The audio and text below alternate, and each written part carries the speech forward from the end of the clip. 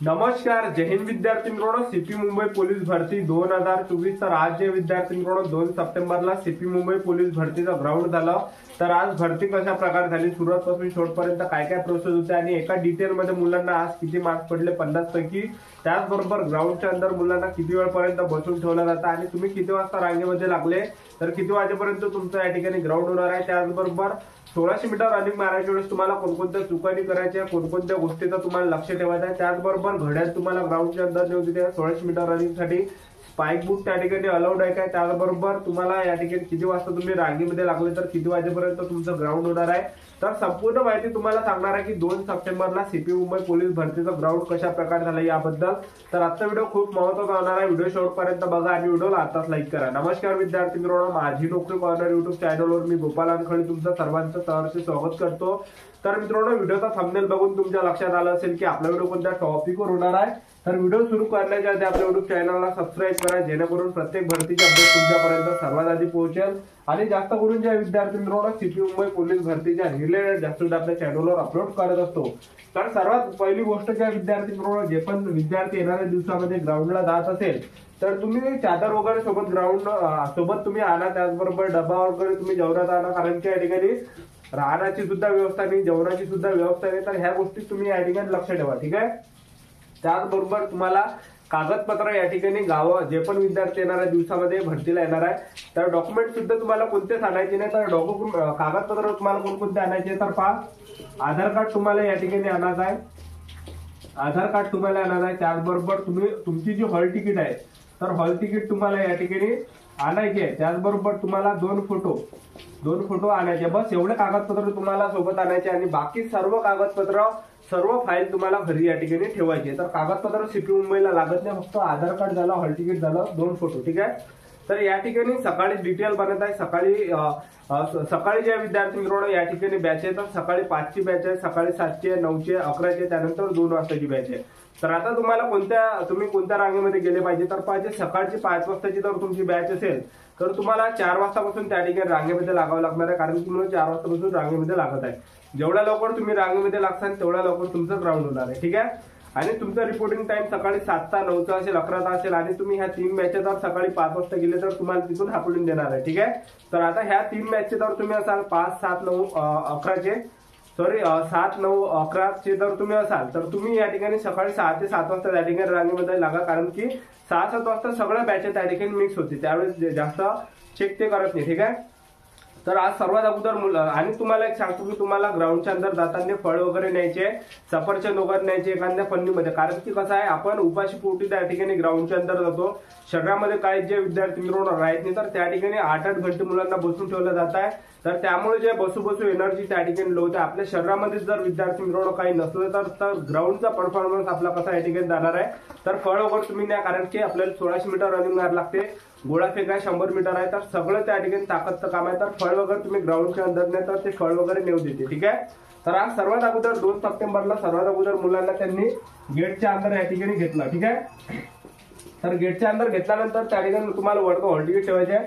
Hall ticket ठेवल्यानंतर या ठिकाणी ते काही मुलांना सूचना देत आहे आणि या ठिकाणी जवळपास अशा 5-6 रांगा या ठिकाणी लागत आहे, ठीक आहे. आणि 5-6 रांगामध्ये जवळपास 100 मुलं या एका रांगेमध्ये आहे, ठीक आहे. तर या रांगेमध्ये जे आहे त्या ठिकाणी ते सूचना देतात की तुमच्या बॅगेमध्ये काय असेल, गोळ्या वगैरे झालं, इंजेक्शन वगैरे झालं, त्याचबरोबर स्प्रे वगैरे झालं, झेंडू बाम वगैरे झालं, तर हे सर्व तुम्ही काढून घ्या, कारण की ते समोर ते चेक होणार आहे, ठीक आहे. आणि ते सर्व डस्टबिन मध्ये जाणार आहे.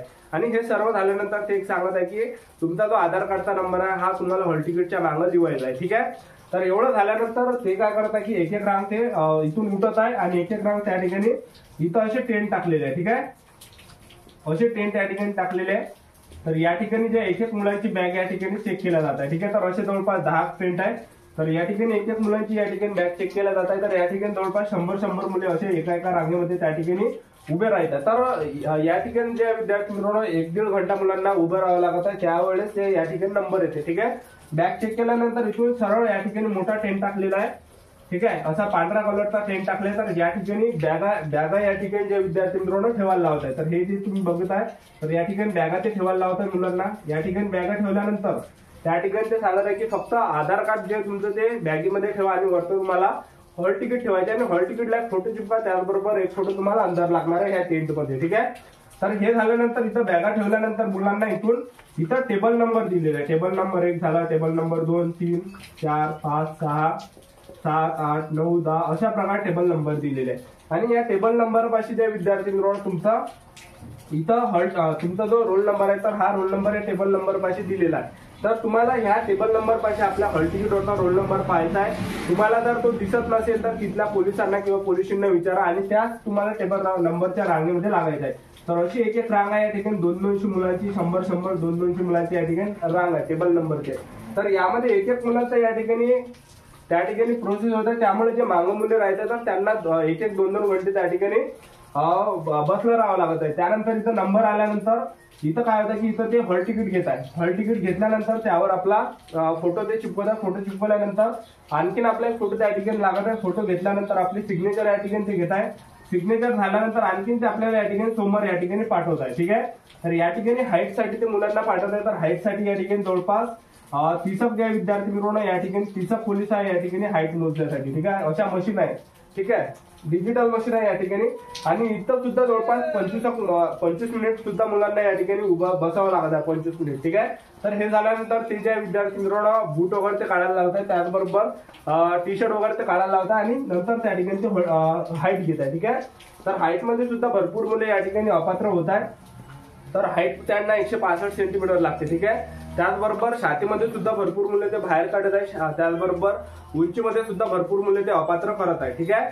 उंची आणि छाती मोजल्यानंतर त्या ठिकाणी तुम्ही जर त्या ठिकाणी अपात्र असले तुम्हाला तिथूनच बाहेर पाठवते आणि तुमचं या ठिकाणी उंची छाती बसले तर तुम्हाला त्या विद्यार्थी मित्रांनो त्या ठिकाणी फोटो वगैरे ते काढत आहे. ठीक आहे. तर फोटो त्या ठिकाणी मुलांचा काढला जात आहे. फोटो काढल्यानंतर एक सिग्नेचर वगैरे घेतलं जात आहे आणि सिग्नेचर घेतल्यानंतर ते आणखीन समोर पाठवत आहे. या ठिकाणी जे आहे चेस्ट नंबर साठी या ठिकाणी मुलं बसलेले आहे. म्हणजे जवळपास 1000-2000 मुलं या ठिकाणी चेस्ट नंबर साठी बसलेले आहे. ठीक आहे. तर यामधले सुद्धा 100-100चे एक रांगा ते उठवत आहे. ठीक आहे. नंबर प्रमाणे एक रांगा ते उठवत आहे. एक रांगा उठवल्यानंतर त्या ठिकाणी मुलांना चेस्ट नंबर या ठिकाणी दिला जात आहे.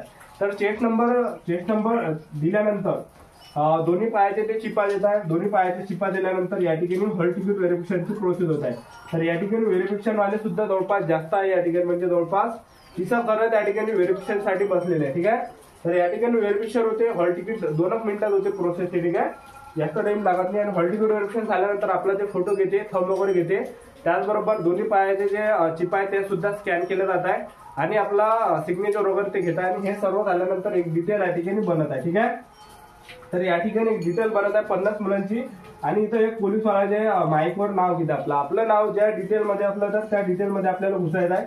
आता ते चेस्ट नंबर नुसार आहे. ते चेस्ट नंबर 90 झाला, 91 झालं असे त्यांचे डिटेल असते. ठीक आहे. तर तुमची ज्या डिटेलमध्ये आहे तर त्या डिटेलमध्ये तुम्हाला घुसायचं आहे. आणि 50 मुलं जे डिटेल नेत आहे एक पोलीसवाला. ठीक आहे.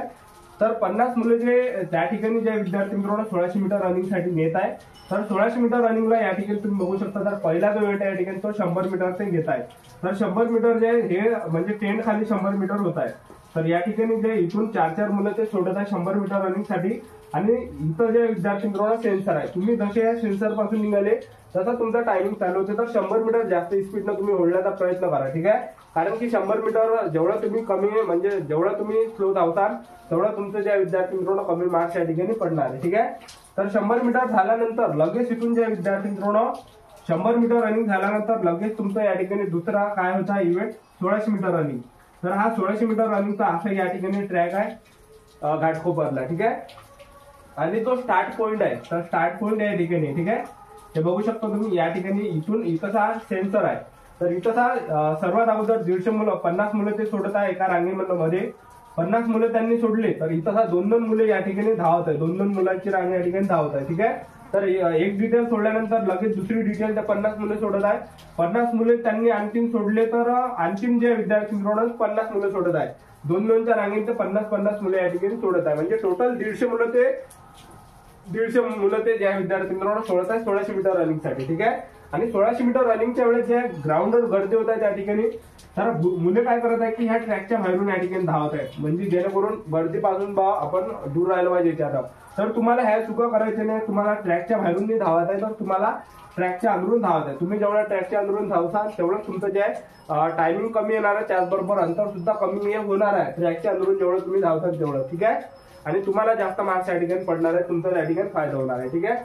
तर 1600 मीटर रनिंग झाल्यानंतर लगेच या ठिकाणी गोळाफेक होत आहे. गोळाफेकसाठी असे 10 टाकलेले आहेत त्या ठिकाणी. तर गोळाफेक पहिलाच नंबर या ठिकाणी, पहिला नंबर लावू नका गोळाफेकला, सर्वात शेवटी फेका. ठीक आहे.